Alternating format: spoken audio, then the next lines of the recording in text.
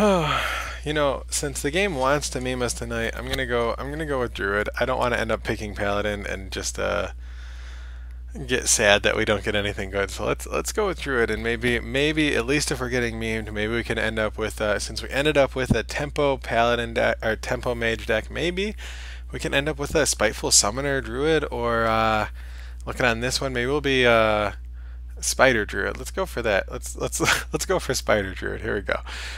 Jasper Spellstone, and just have some nice, good value out of a spell. Crypt Lord. You know, I like a lot of the taunts out of the new set. I might like them more than Crypt Lord, at least the Echo one. This guy does steamroll really well, but we need a poison. Now we need a silence. So here's one of the taunts from the new set that I think I like more than Crypt Lord. I always feel like this guy won't get you value because of how expensive he is, but he's actually really good. So we're actually going to take him. I'll show you his value. We will get some value out of the Guardian late game, and he'll be totally worth it. The buff is actually insane in the aggro meta here. We saw somebody. We were against the Paladin. We were against the Paladin who, on turn 2, used their bell to catch up against our Berserker. That's how insane this meta is, how aggressive it is. The Mark is actually way better on turn 2 because it's a stronger buff. It's not better late game, obviously, but it's a stronger buff, and it can get you taunt early on, so you can even be more aggressive to the face. Earthen Scales is good if we get any fatty, but other than that, I think we want Ganache. Supercrawler is not even that solid of a 3-drop, but not having any 3-drops means you kind of lose. So I don't know. But we're playing Druid. We're gonna see some 3-drops. We're gonna see way more 3-drops. Let's get the Nash. Let's get value out of the Nash. Okay, so this is the first hard pick here. These are all extremely good in Arena. The Scalebanes tend to come up a bit, so I'm a little pessimistic that this is our only Scalebane we're gonna see. Swipe is extremely good in this aggro meta. Helps you catch up, helps you win games. Can go face, can go all over the place. But the Forager gives you that value of adding something to your hand outside of the game, and it's very likely, or at least as far as all of the Discover cards go, has the highest potential. Now, I love Ravencaller. Made a whole YouTube video about him, about the value you get from the Ravencaller. But the Forager has a higher ceiling than Ravencaller because it could get Alexstrasza, it could get a Scalebane. So pulling all these great ones off the top of my head, but it could get a Lich King, right? So it gets you all these great options, and we don't have anything to hit with our Mark yet.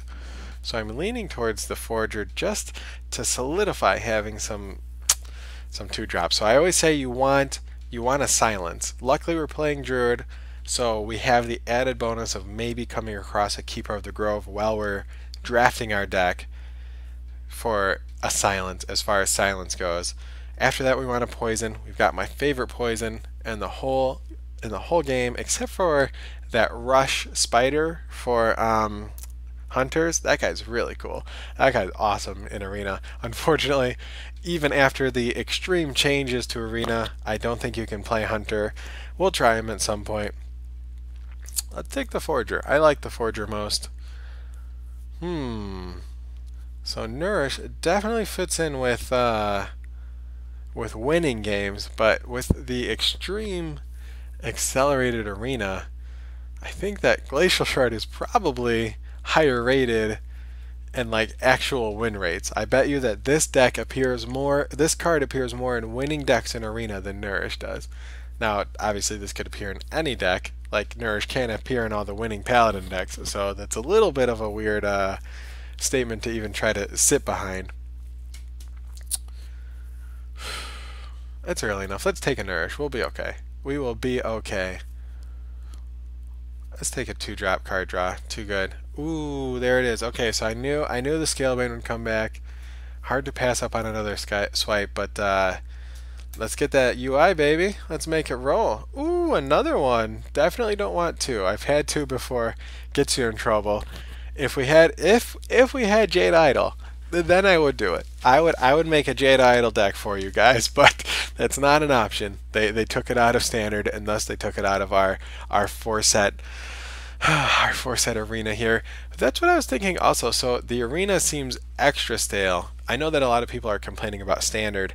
The arena seems extra stale too, since we're down to four sets. We're seeing so many of the same cards. They took out DKs because of how often they come up, being down to four sets.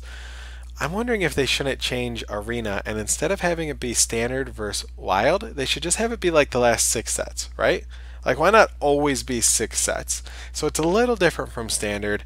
You have to know the card sets a little different, but I would like that a lot better. I've seen a lot of people call for, hey, just make it wild so we can have everything. Personally, I don't like wild. It's just a weird thing from Blizzard that says we need another game mode, do whatever you want. They are the worst, not only the worst like electronic company as far as with this game, keeping up with like what changes should be. That's why I started an entire YouTube channel about it. Like, it's so weird that Wild Growth, which isn't standard, has been around for 4 years, gives you an excess mana, but Jade Idol or Jade Blossom didn't. It's the exact same phrasing. So they're terrible at keeping up with the consistencies there. So wild is just like, I do not want to see a wild arena. But an arena where it's, hey, every arena is just the last six sets would be kind of fun. Anyway, Primordial Drake is just too good to take. We were thinking that we might end up with a spider druid anyway. So let's get some taunts in case we get to an epic, no, a legendary, and it happens to be our good old friend, the spider. You know, Moonfire makes me think, and talking about Jade, it makes me think, did they cut auctioneers completely? Have we seen one?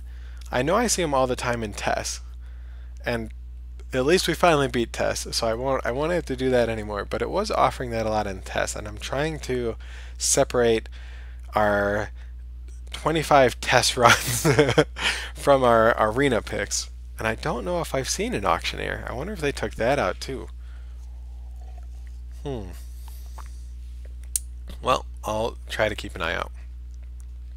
We don't have any 1-drops yet. There is a world where the Knight followed by Mark of Wild is an extremely good curve in this meta. But we don't have anything going on up here. Let's take a 3-drop. So I said earlier I was going to show you the value of the Grizzled Guardian. Not sure I can get value out of 2, especially since I actually don't have any minions yet. Our deck is way too high up here. Let's take the long neck and get something out of it. I actually like Ferocious Howl. As far as cards go, you see this expansion, this set, there's a lot of people complaining about how the cards fit in. They decided, hey, Druid needs a cool odd card draw, maybe to make an aggressive odd Druid deck, and I think they did it pretty well here. I think this card is pretty fair, fits with the 3. If you're looking at a card that draws you card for 3 mana, the Rogue has 1 Fan of Knives. I think this is just like the Fan of Knives of this class, right? Mage has Arcane Intellect. Priest has the one that steals the 2, so Thought Steal, right? And then what's the other one that I was missing? I was going to say one more. One more. Oh, now I look like a doofus. But there was one more. Oh, Divine Favor. Paladin card. Way better than this one. So I think this fits right in there and gives, it fits the Armor Druid meta at least, which I'm not a huge fan of the, yeah, and Shield Block, exactly. This fits, this is probably better than Shield Block. Maybe. I think a Warrior would rather have this than Shield Block, right? Because most of the Warrior decks that play this, Shield Block would probably get like 7 or 9 out of it, right? Like the Bring It On decks, which are really cool, would get really good value out of this. I personally don't love the Tank Druid meta and would rather see a new meta with Paladins where they get some armor stuff, Maybe they get weapons that are based around tanking more, and we move away from the super aggro weapon paladin. That would be a fun shift in the next couple of years. So hopefully we see that happen.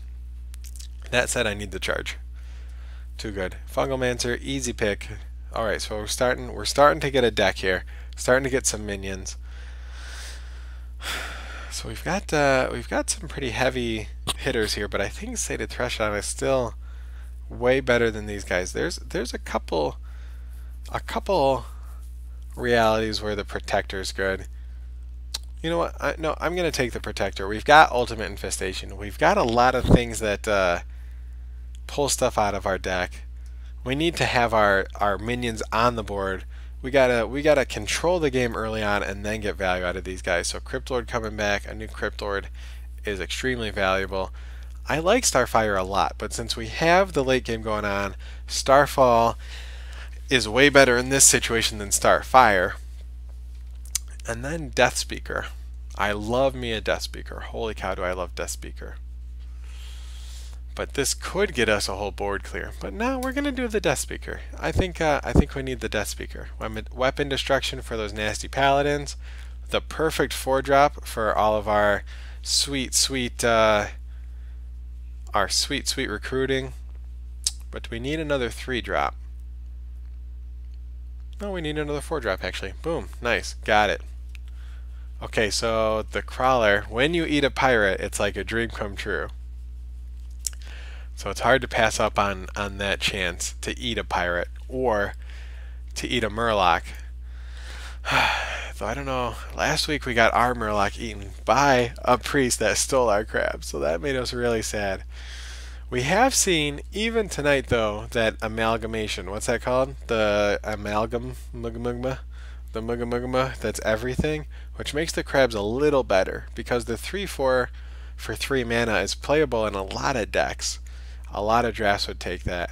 This guy, to us, is really just a 2/3 for 2, which is nothing to shake a stick at, since all of our 2-drops only have 2 attacks. So another 2-drop, I think we want another 2-drop. It is tough to pass up on another Starfall. Let's take the Crawler. Let's eat a pirate. I guarantee you, tonight I will eat a pirate. And the next 14 games, as we go 12-2, I will eat at least 1 pirate for you guys. Okay, since we're trying to get a small minion base going on here, let's get Evolving Spores. Let's get some value out of that. Ooh, man, I think I have to take the Yeti. Is that crazy? Did I get dropped on my head as a child? Think about taking this Yeti? I might have. We already have a long neck. It is really good though. I don't think we want the Protector. We've just got so much going on late game. I maybe would rather have the Protector than the Guardian, but since we already have the Guardian, I don't want both of them. What's our 4-drops look like? Ugh. What do our 5-drops look like? Okay, alright, we'll take another long neck. I don't know though, it's weird. Ooh, another Cryptlord? 3 Cryptlords. That seems really good. Oh, I've never used this apple before, and have kind of thought, when Witchwood first came out, that it's not that good. But in this aggro meta, sure, we don't want to play it on turn 2. But having those guys in our hand, with Cryptlords, with Fungalmancers, with Evolving Spores, wow, we just cracked it, guys. Yes, that's what we want. We definitely want that. A second Death Speaker. I will pick every Death Speaker I ever see, probably. Does this deck want a Wild Growth? I normally say Wild Growth's not worth taking in Arena, but with a big but, we've got the aggro meta we're taking care of here. We've got an Ooze, and then once we get to late game, once we jump from turn 7 to turn 10, I think we win. I don't think we want a Living Mana. That seems dangerous. Wrath is always good to catch up with, but we've already got a Spellstone. This at least lets us draw a card, though. And we do have a Nourish. I don't think any picks are really bad. I don't think we ever want a Wild Growth on turn 2 though, right? I mean, it's possible. It's possible we end up in a situation where we Wild Growth on turn 2. But we're aiming for a turn 3 Crypt Lord, or maybe even a turn 2 with a coin. Let's take the Wrath. Wrath is a standard great card to have. I think we had to pass up on our last Rotten Apple. Let's just get a nice yummy Rotten Apple here. We had to pass up on our Oaken Summons, but we also had to pass up on our Threshodon. And I don't think it's bad having 2 Mark of the Wilds. I actually think it's good having 2 Mark of the Wilds. So let's... If this guy on turn 4 hits like a second Crypt Lord, that's like GG, as the kids say. That's good. Good. We've got a lot of recruits going on here. I don't think we want a second Mark. Our deck changed trajectory since our first Mark of the Wild. It's between these two for us. This has synergy with the Spellstone. I'm gonna do the Threshodon. I love me a Threshodon. Let's do it. Ooh, a poison. Oh, let's get the buff. Let's try to get this going here.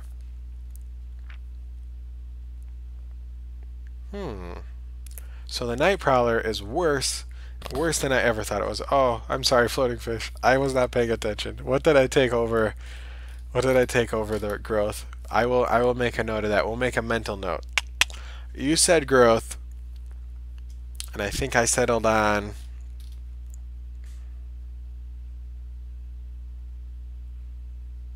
the Wrath?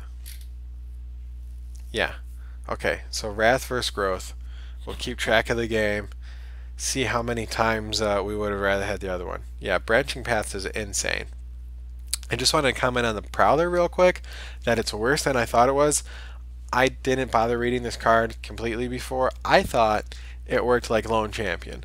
If your board is empty, it gets the buff. And even then, I thought it needed something else like Divine Shield or Stealth for a turn, something like that. But it has to be the only one on the entire board to get this buff. So this card, they just missed it on this one. I don't know if they were thinking that they were going for like an even card that would help even Druid. I don't know, but like you can't play this card after...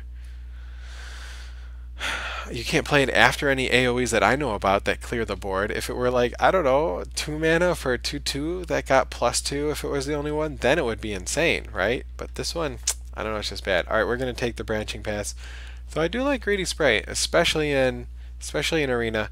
Okay, so we never ended up with our Silence. That could prevent us from the 12 wins. Basically, the only thing standing in our way of 12 wins is the lack of Silence.